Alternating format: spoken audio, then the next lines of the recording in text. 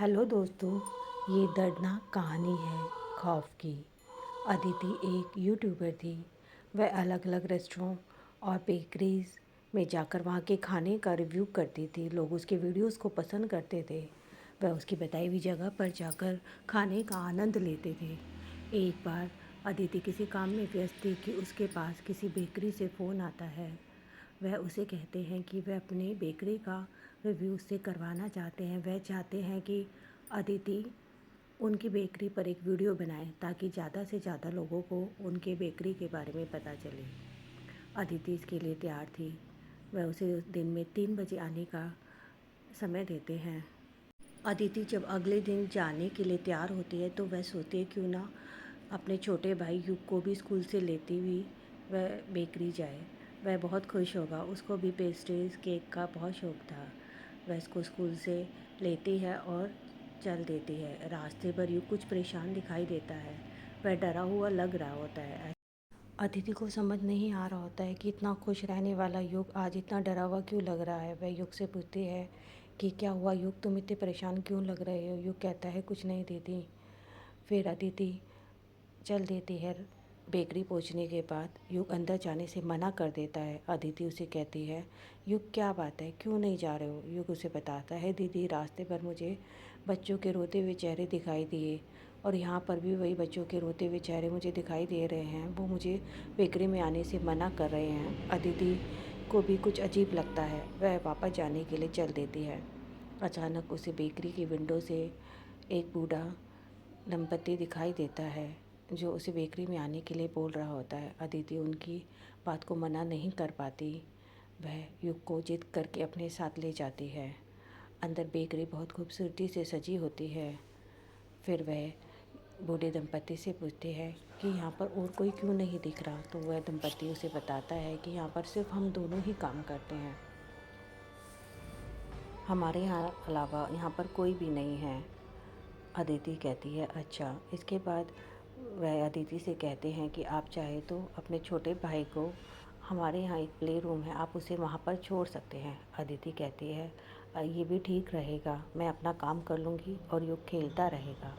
वह उसे play room में छोड़ आती है। इसके बाद वह अलग अलग जगह की फ़ोटोग्राफ़ी करना शुरू करती है।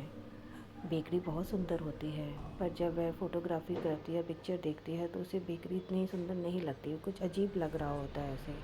इतने में वह दंपति उसके लिए एक ड्रिंक लेकर आता है। वह कहता है कि हमारे यहाँ का ये स्पेशल ड्रिंक है। अदिति उस ड्रिंक को पीती है। उसने वैसा ड्रिंक कभी नहीं पिया था। बूढ़ा दंपति उससे कहता है कि हम तुम्हारे लिए कुछ खाने के लिए लेकर आते हैं, तुम खाकर खुश हो जाओगी। फिर अदिति सोचती है क्यों ना मैं युग को भी ले आऊँ, उसको भी भूख लगी होगी। वह उसे लेने के लिए प्रे रूम में जाती है।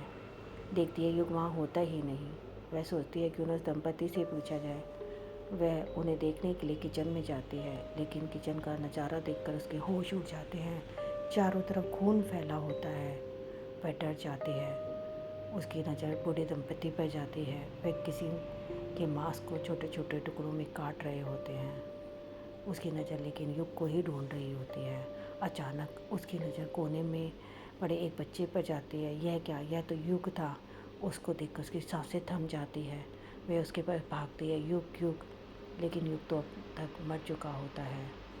वह बाहर की तरफ भागती है। बूढ़ा दंपति उसे देख लेता है और उसका पीछा करता है। एक पल के लिए अदिति पीछे मुड़कर देखती है। उसे भी अब वही बच्चे नज़र आ रहे होते हैं जो युग को नज़र आते हैं, और उनमें से एक चेहरा युग का भी होता है। वह रो रहा होता है। वह कहता है दीदी मैंने आपको बेकरी में आने से मना किया था ना। यह सुनकर अदिति बेहोश होकर गिर जाती है।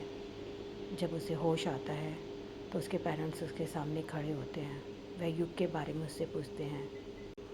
अदिति सारी बात बताती है। कोई उसकी बात को विश्वास करने को तैयार नहीं होता। पुलिस को बुलाते हैं। पुलिस बताती है कि जिस बेकरी की वह बात कर रही है वह तो आज से 10 साल पहले बंद हो चुकी है। उसमें एक बहुत बड़ा हादसा हुआ था। जो दंपति उस बेकरी को चलाते थे वह बच्चों को अकेला पाकर उनको मार देते थे और उनके मांस और खून से बेकरी प्रोडक्ट बनाते थे। उनका मानना था इससे उनके प्रोडक्ट बहुत स्वादिष्ट बनेंगे। जब बच्चे गायब होने लगे लगी तो उनके पेरेंट्स ने पुलिस में कंप्लेन लिखवाई। जब पुलिस ने सख्ती से हस्बैंड वाइफ से पूछताछ की तो उन्होंने बताया कि वह बच्चों को मारकर उनके खून और मांस का बेकरी प्रोडक्ट में इस्तेमाल करते थे। उन्हें लगता है कि इससे उनके बेकरी प्रोडक्ट बहुत स्वादिष्ट बन जाएंगे। यह सुनकर सब हैरान रह जाते हैं कि कोई इतना निर्दयी कैसे हो सकता है। अब हस्बैंड वाइफ पुलिस के डर से सुसाइड कर लेते हैं और अपने पीछे एक नोट छोड़ जाते हैं जिसमें लिखा होता है कि हम लोगों को स्वादिष्ट खाना खिलाना बंद नहीं करेंगे।